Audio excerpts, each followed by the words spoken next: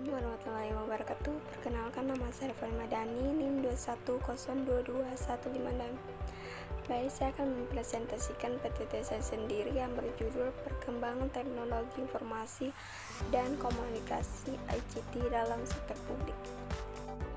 Perkenalan teknologi informasi dan komunikasi ICT di sektor publik adalah penerapan teknologi untuk meningkatkan efisiensi, transparansi, dan aksesibilitas layanan pemerintahan kepada masyarakat melalui penggunaan sistem informasi dan komunikasi.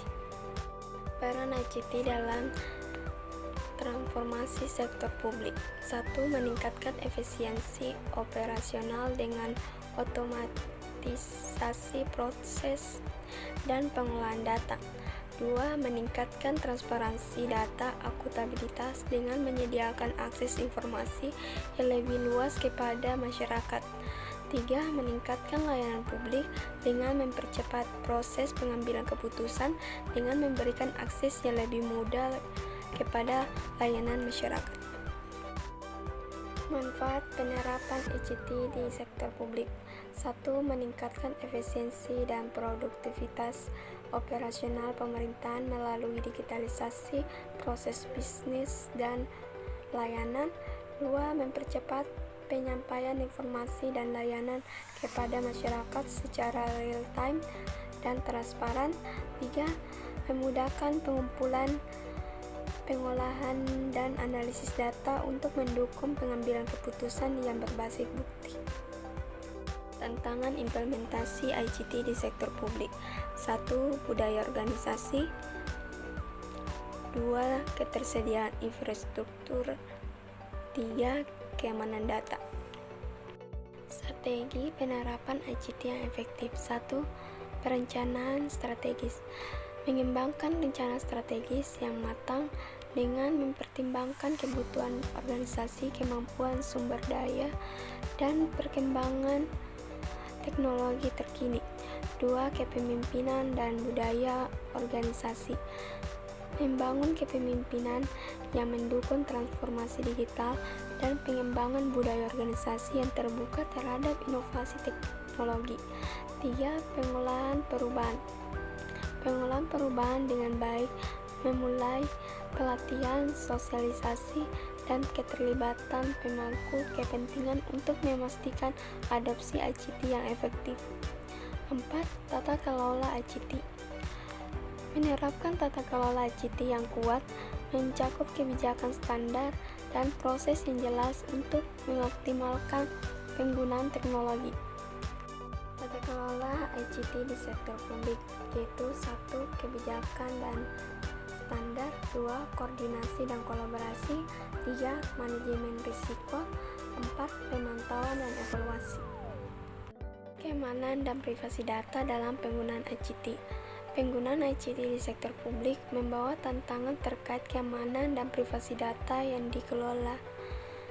Ancaman serangan di siber, kebocoran informasi sensitif, dan penyalahgunaan data pribadi warga harus diantisipasi melalui langkah-langkah efektif.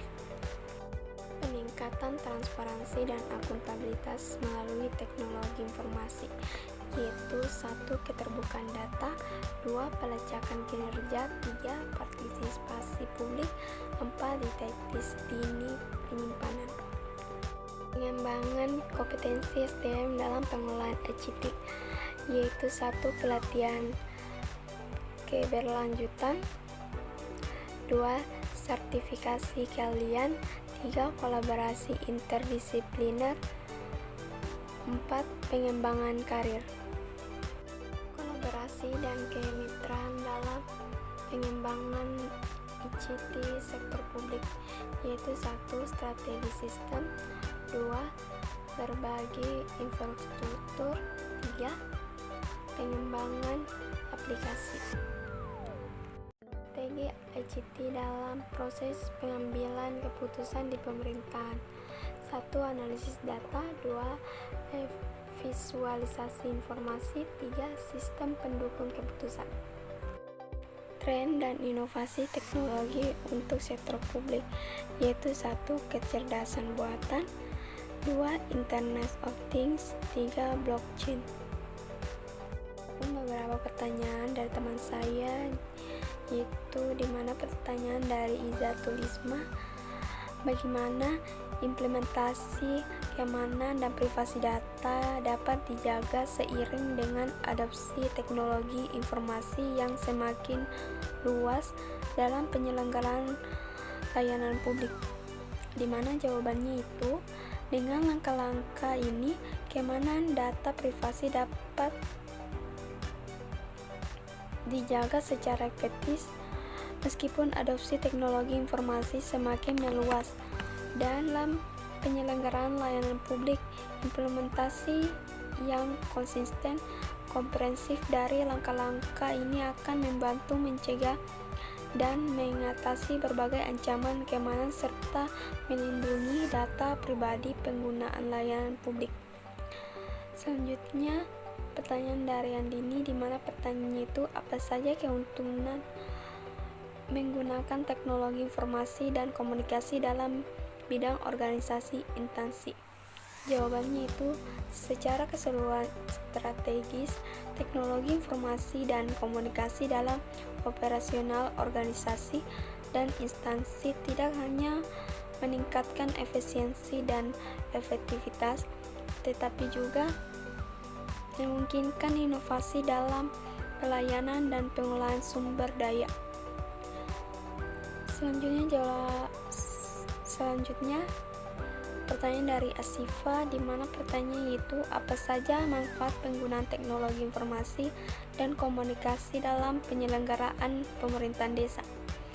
Jawabannya itu, implementasi TIK di desa memang memerlukan investasi awal dan pelatihan, tetapi manfaat jangka panjangnya dapat sangat besar dalam meningkatkan kualitas penyelenggaraan pemerintahan dan pelayanan publik di tingkat desa. Selanjutnya pertanyaan dari Nurdiana, di mana pertanyaannya itu, mengapa instansi pemerintahan perlu menerapkan penggunaan teknologi informasi dan komunikasi dalam penyelenggaraan pemerintahan. Jawabannya itu, secara keseluruhan implementasi TIK di instansi pemerintahan adalah langkah-langkah strategis untuk meningkatkan kinerja pemerintahan, kualitas pelayanan publik, serta kepercayaan masyarakat terhadap pemerintahan. Selanjutnya pertanyaan dari Fatmawati, di mana pertanyaannya itu, bagaimana penerapan teknologi blockchain dapat meningkatkan transparansi dan akuntabilitas dalam pelayanan publik di suatu negara. Jawabannya itu, contohnya penerapan blockchain dalam pelayanan publik yang sudah ada antara lain adalah sistem identitasi digital berbasis blockchain di Estonia dan sistem pengolahan hak atas tanah Georgia. Dengan implementasi yang tetap, teknologi blockchain berpotensi besar untuk revaluasi cara pemerintahan menyediakan layanan kepada warganya, memastikan bahwa setiap proses menjadi lebih transparan, efisien, dan bebas dari korupsi. Adapun kesimpulannya, yaitu penerapan teknologi informasi dan komunikasi ICT di sektor publik telah menjadi kunci untuk mentransformasikan layanan pemerintahan menjadi lebih efisiensi, transparan dan berpusat pada warga. Namun, implementasinya memerlukan kompeten, kolaborasi, dan tata kelola yang efektif untuk memastikan manfaat ICT dapat dirasakan oleh seluruh pemangku kepentingan. Dengan menduakan strategi, kompetensi SDM dan inovasi teknologi, sektor publik dapat terus meningkatkan kualitas layanan, mendorong partisipasi masyarakat, serta menciptakan nilai publik yang berkelanjutan bagi kemajuan negara. Sekian dan terima kasih.